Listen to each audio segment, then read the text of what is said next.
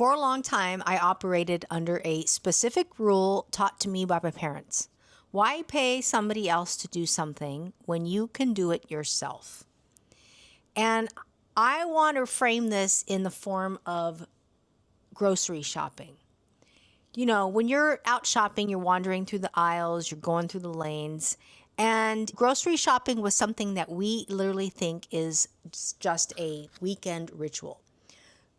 But most recently, when I turned 60, I had this aha moment. I completely flipped and I looked at my days and my time on this planet more as dollar value. And to be honest with you, I see now my time here as a non-renewable currency. And I think you know exactly what I'm talking about. Looking back and seeing this changed my mindset about how much time I spent over the years doing these, what I called non-negotiables. And this is why I chose to do one task that made a difference in my life. And that is grocery pickup. I want to talk about how I fell into understanding the value of this choice.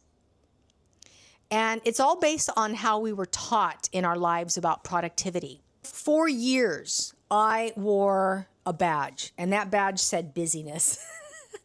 It was like, I held it like it was a badge of honor. And I thought that being efficient meant packing every second of my day with a task. I felt like I was being responsible. If I had an hour of downtime, I felt guilty for having that hour of downtime. I'd think to myself, you need to go out and do something worthwhile. Maybe you need to run to the store. Maybe you need to go out and grab essentials. Maybe you need to go out and buy that next best deal. And maybe you do the same thing too. We tell ourselves that grocery pickup is a luxury item for other people, or we secretly judge it to be lazy. Or we used to say, why let somebody else pick my items in the grocery store? We're taking a risk by doing this. Or we're saying that maybe this is for the next generation because they embrace this. But what I was ignoring in all of this is the hidden tax and doing errands. Think about what the actual cost is. It's not just the hours, it's the mental drain. It's getting up in the morning, making your list, doing your inventory, getting in your car, battling traffic to the supermarket, trying to find that spot, getting your grocery cart, and then going through the store. And by the time you're done, you have just lost 2 hours, and you may very well be exhausted from the process. For years, I accepted this as the responsible cost of living. I sacrificed my energy just to save a few bucks. You see, I see so many people doing the exact same thing every single weekend because I work at Target and I see this happening every weekend. The rush, the madness, the chaos that ensues when trying to get all these last-minute tasks and chores ready before you go off to that work week. But everything changed when I looked at time economy. I started to ask myself a question, and I want to ask you this question as well. What is 1 hour of your peace worth? Let's just do the math so we can get some clarity. So you save yourself 2 hours a week by having somebody else do the grocery shopping. 2 hours a week. That's 8 hours a month. Over a year, that's virtually about 100 hours of saved time, saved lived time. Those 100 hours can be spent doing much more valuable things other than staring at cereal boxes down a grocery aisle. And when I looked at it that way, everything started to shift for me. I started to realize that outsourcing this chore wasn't lazy. Outsourcing this chore just wasn't for the millennials. I was literally buying back my life. I was buying back my time. Now, when I shop online, I use the app. I would say it takes me about 5 minutes. And then I input the order, When it's ready, I go to the store, I drive up to an aisle, I pick a number, and then they come out and they load my trunk and I drive away. I would say the total active time I spend doing my grocery shopping from beginning to end, travel, etc., is probably 10 minutes. Total time saved is almost 2 full hours. What do I do with these 2 hours now is oftentimes the question that I asked myself, and also I'm sure you could ask yourself as well. Now, sometimes I work on passion projects. I'll take the dog out for a walk. I'll sit on my porch. I'll drink coffee, maybe listen to the birds. Create videos just like this, just for you. The nothing time is infinite.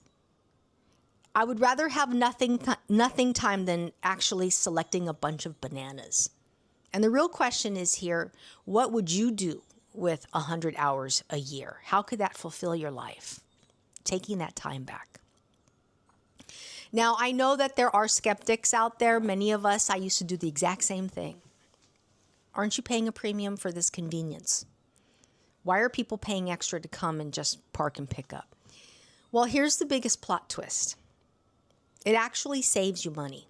It saves me money. And I think that it may do the same thing for you too. You see, when you go to the grocery store, you are in a psychological challenge to not be manipulated.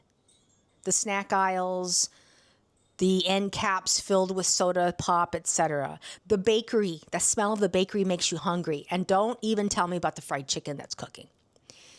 And by the time you walk out, let's just say you go, oh, I'm going to go get groceries. I'm going to go get eggs and milk.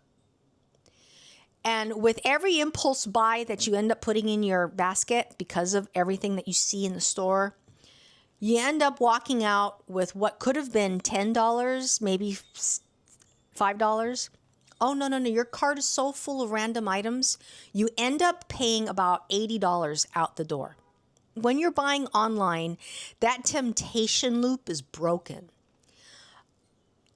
When I'm buying online, I search for exactly what I need. I see the subtotal on the corner of the screen. And if I go over budget, it's okay to click and delete an item or change it for something cheaper.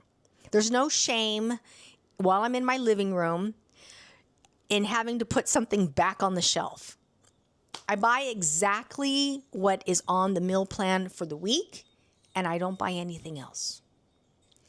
And food waste. Food waste has literally dropped to the point of being almost zero. It's never going to be zero, but I have to tell you, my wallet is thanking me too. I never used to have cash in my wallet. And now I have a few extra cash to get me through the day. Ultimately, this journey just isn't about groceries. This is just the catalyst to a mind shift. A shift on how to design your life, your lived hours, how to put value to that, and how you can design your life for the better. We as a people don't have to accept friction just because it was baked in as tradition. Technology literally allows us to pass off mundane tasks to somebody else. And when you free up your calendar space, you unlock mental space, creativity space. You unlock space that will allow you to focus on what truthfully matters to you. Uninterrupted time with family, or maybe building passion projects, or just getting extra sleep just might be the beginning of something valuable to you. I hope this video helped you, and if you are in the middle of struggling to pursue these little changes in your life, I want to give you a permission slip. Give it a try. Just do it once or twice. Ask yourself if it brought value in your life. And let me know in the comments what happens. I look forward to seeing you on the next video, and I really appreciate you spending time with me today. Take care.